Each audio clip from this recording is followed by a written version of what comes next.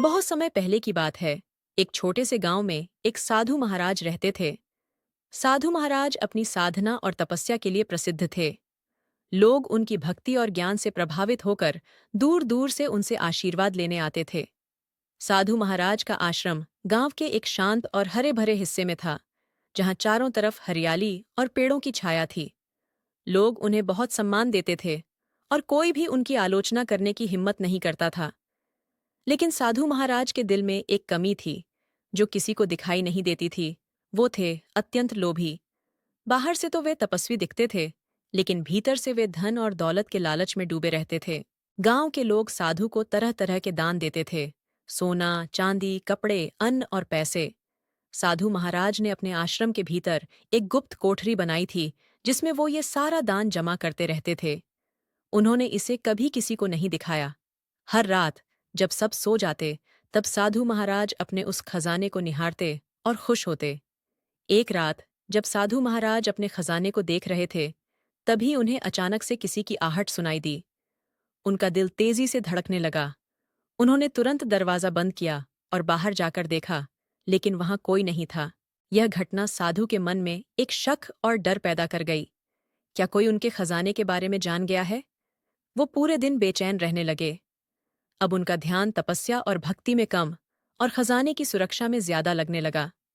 वो रोजाना अपने खजाने की चिंता में डूबे रहते थे और रात में ठीक से सो भी नहीं पाते थे।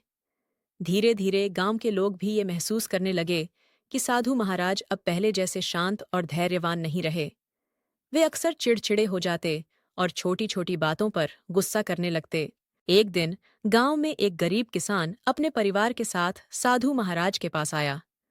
उसके पास खाने के लिए कुछ भी नहीं था और उसने साधु महाराज से मदद की गुहार लगाई।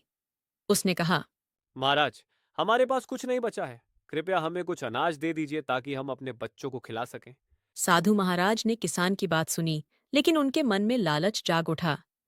वे सोचने लगे। अगर मैं इसे अनाज दे दूंगा तो मेरा खजाना कम हो जाएगा। उन्होंने किसान को बिना मदद के ही वापस भेज दिया और कहा, देखो बेटा, तुम्हारी समस्या तुम्हारे कर्मों का फल है, इसलिए जाओ और अपनी मेहनत से कमाओ।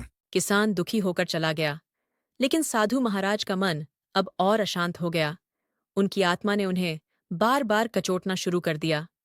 उन्हें अपने अंदर की गलती का एहसास तो हुआ, लेकिन वो अपने लालच के कारण उस गरीब किसान की मदद नहीं कर पाए।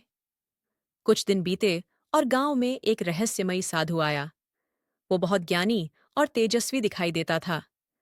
गांव के लोग उसे देखकर बहुत प्रभावित हुए और उसे अपने घरों में बुलाने लगे। जब साधु महाराज को इस नए साधु के बारे में पता चला, तो उनके मन में ईर्ष्या जाग उठी। उन्हें डर सताने लगा कि कहीं गांव के लोग उन्हें भूल न जाएं। एक दिन उस नए साधु ने गांव के सभी लोगों को इकट्ठा किया और प्रवचन दिया। उन्होंने कहा, धन और संपत्ति जीवन में महत्वपूर्ण नहीं है। सच्चा सुख और शांति हमें तब मिलती है जब हम त्याग और परोपकार करते हैं। जो व्यक्ति दूसरों की मदद करता है, वही असली साधु है।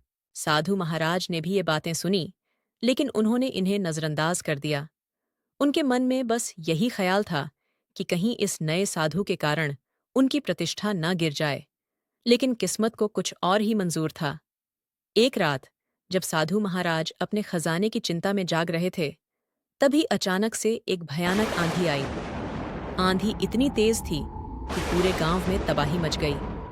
पेड़ गिरने लगे, घरों की छतें उड़ गईं और लोगों को जान बचाना मुश्किल हो गया। साधु महाराज अपने खजाने की रक्षा के लिए दौड़े। उन्होंने दरवाजा खोलकर देखा तो उनका खजाना बिखर चुका था। सोना, चांदी और सारी दौलत आंधी में उड़ गई थी। वे पूरी तरह से टूट गए। पास अब कुछ नहीं बचा था। आखिरकार जब सुबह हुई, साधु महाराज गांव के मुख्य चौक पर जाकर रोने लगे। लोग इकट्ठा हुए, लेकिन अब कोई उनकी मदद करने को तैयार नहीं था। उस नए साधु ने पास आकर कहा, तुम्हारा लोभ ही तुम्हारे विनाश का कारण बना है। तुम्हें अब ये समझना होगा कि असली साधु वही है जो लोभ से मुक्त हो और दूसरों की मदद के लिए हमेशा तैयार हो। साधु महाराज ने अपनी गलती मानी और प्रण लिया कि वे अब से लोभ त्याग कर लोगों की सेवा करेंगे। और इस तरह साधु महाराज ने अपना जीवन बदल लिया। उन्होंने अपने सारे धन का त्याग किया और बाकी का जीवन गरीबों और जरूरतमंदों की मदद में बिताया।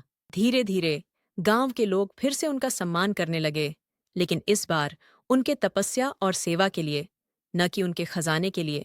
दोस्तों, ये थी हमारी आज की कहानी। इस कहानी से हमने सीखा कि लोभ का परिणाम हमेशा विनाशकारी होता है और सच्ची शांति दूसरों की सेवा और परोपकार में ही मिलती है। अगर आपको ये कहानी पसंद आई हो तो हमारे चैनल को लाइक, शेयर और सब्सक्राइब जरूर करें। हम आपके लिए ऐसी ही और प्रेरणादायक कहानियां लाते रहेंगे। धन्यवाद और अगली कहानी में फिर मिलते हैं।